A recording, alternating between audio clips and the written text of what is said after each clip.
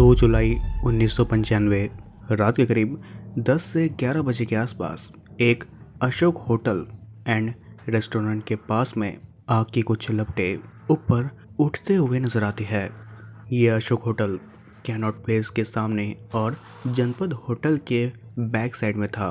खैर, ये आग की लपटें अशोक होटल एंड रेस्टोरेंट से ऊपर उठते हुए नजर आती है तो वहाँ पर तुरंत ही अनार देवी नाम की एक महिला जो कि वहाँ पर सब्जियां बेचा करती थी, वो तुरंत ही चिल्लाते हुए आसपास में मौजूद लोगों को इकट्ठा करना शुरू कर देती है।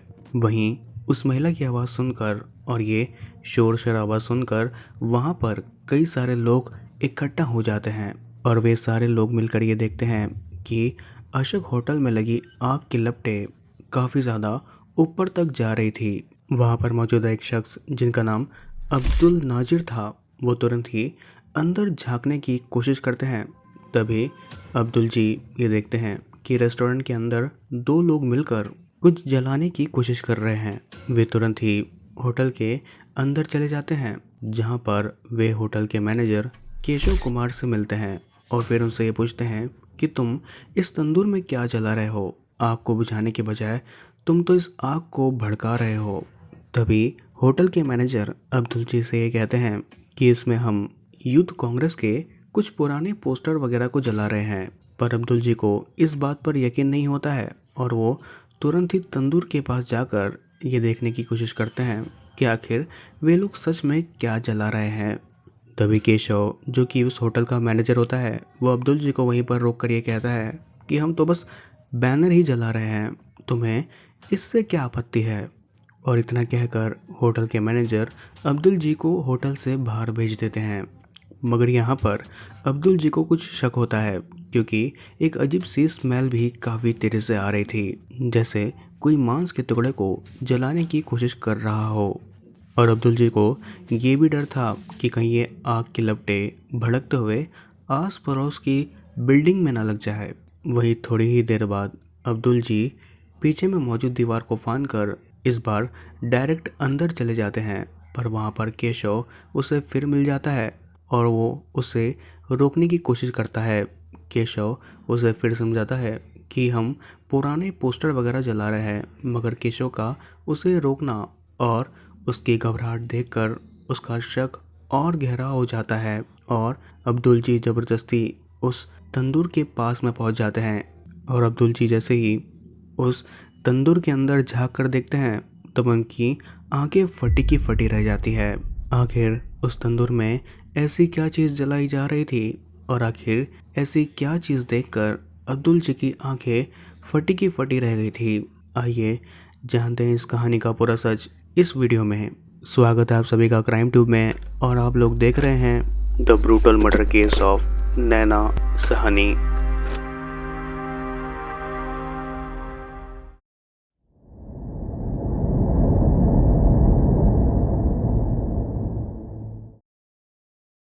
इस कहानी की शुरुआत होती है सुशील शर्मा से, जो कि दिल्ली यूथ के कांग्रेस के एक प्रेसिडेंट थे और दिल्ली यूथ कांग्रेस के प्रेसिडेंट होने के नाते उसकी इससे जुड़ी कार्यकर्ताओं से मुलाकातें होती रहती थी।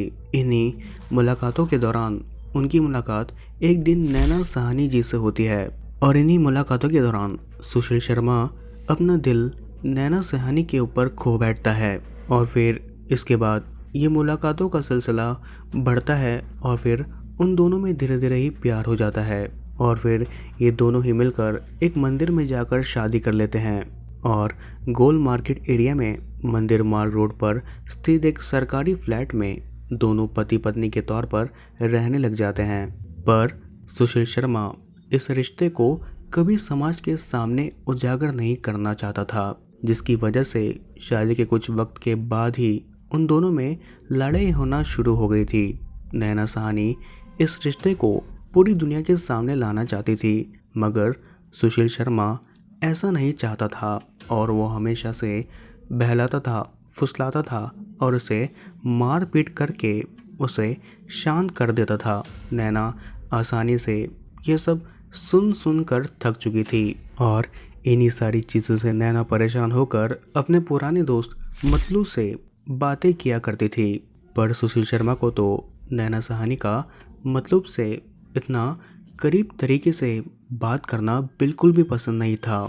उसके मन में इन दोनों के रिश्ते को लेकर एक शक बैठ गया था और वो नैना सहानी को हमेशा मतलूब करीम से बात करने के लिए मना किया करता था, पर नैना आसानी से नहीं मानती और वो उससे बातें करना चालू रखती है, जिसकी वजह से सुशील शर्मा और नैना सहानी में और झगड़े होना शुरू हो जाते हैं।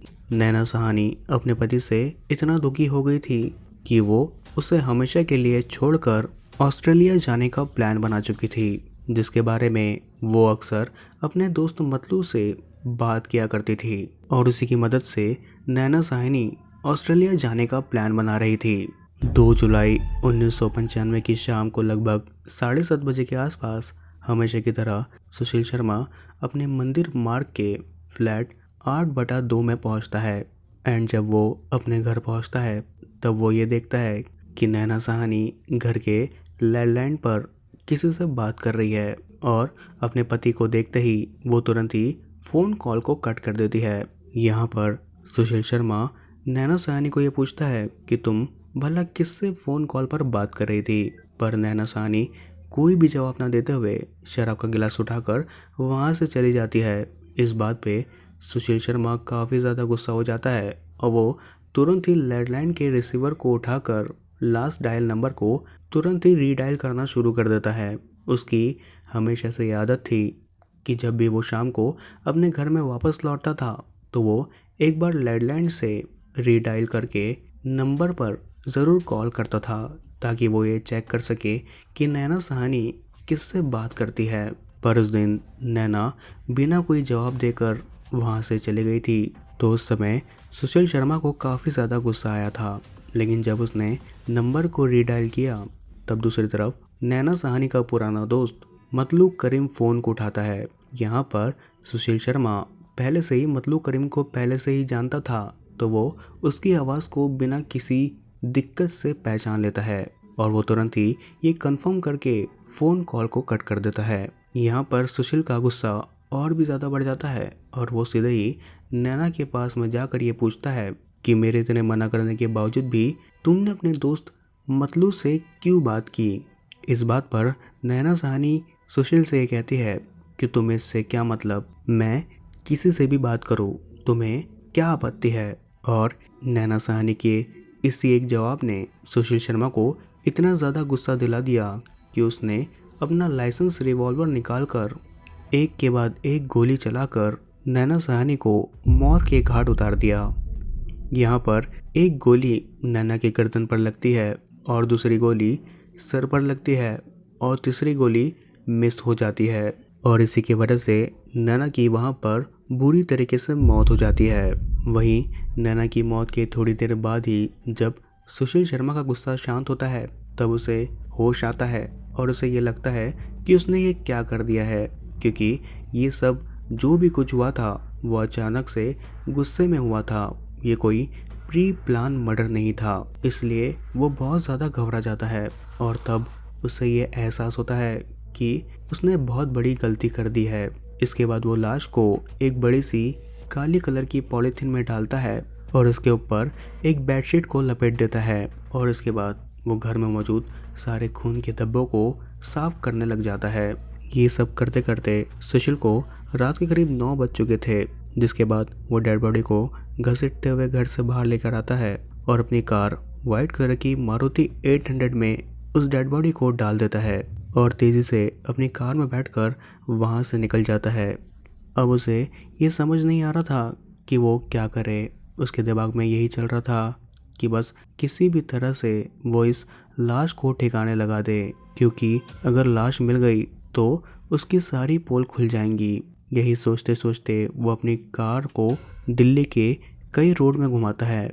वहीं वो एक ब्रिज के पास में पहुंचता है और ये सोचता है कि वो इस कार से अपनी मरी हुई बीवी की लाश को निकालकर इस ब्रिज के नीचे पानी में फेंक दे, पर यहाँ पर ट्रैफिक ज़्यादा होने की वजह से वो ये काम को कर नहीं सका। इसके बाद वो अपना इरादा बदल लेता है और अपनी गाड़ी को मोड़कर सीधे ही अशोक होटल के पास में ले जाता है, जहाँ पहुँचते ही वो सीधा होटल के मैनेजर केशव से मिलता है।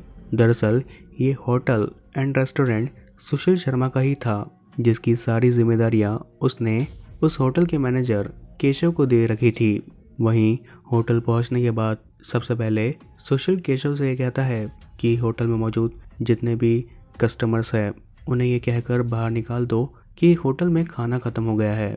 केशव पहले तो इस बात को सुनकर चौंक जाता है, पर सुशील की बात मानकर वो सारे कस्टमरों को ये कहकर होटल से जाने के लिए कहता है कि होटल में खाना खत्म हो गया है। जिसके बाद सुशील केशव से मिलकर ये भी कहता है कि होटल में मौजूद सारे स्टाफ को भी अपने अपने घर में भेज दो। वहीं केशव होटल में मौजूद सारे स्टाफ को अपने अपने घर में भेज देता है, सिर्फ 2 एम्प्लॉयज़ को छोड़कर। वहीं केशव सुशील से इन सारी चीज़ों को करने का कारण पता करता है। तब सुशील अपनी आप बीती केशव को बता देता है, जिसके बाद वे सारे लोग मिलकर इस लाश को ठिकाने लगाने की कोशिश करने लग जाते हैं। वे सभी का ये प्लान था कि वे लोग नैना सुनैनी की लाश को रेस्टोरेंट में मौजूद तंदूर में जलाकर नष्ट कर दे, और उन लोगों ने बिल्कुल ऐसा ही किया। वहीं जब उन लोगों ने नैना की लाश को तंदूर में जलाते हुए कई सारा मक्खन और बैनर के प्लास्टिक को उस आग में झोंका, तब वहाँ पर आग काफ़ी ज़्यादा भड़क गई। आग इतनी भड़क गई कि वो रेस्टोरेंट की छत से बाहर आने लगी, और इसी चीज़ को देखकर वहाँ पर मौजूद काफ़ी ज़्यादा पब्लिक इकट्ठा हो गई और इस केस को पुलिस के द्वारा सॉल्व किया गया।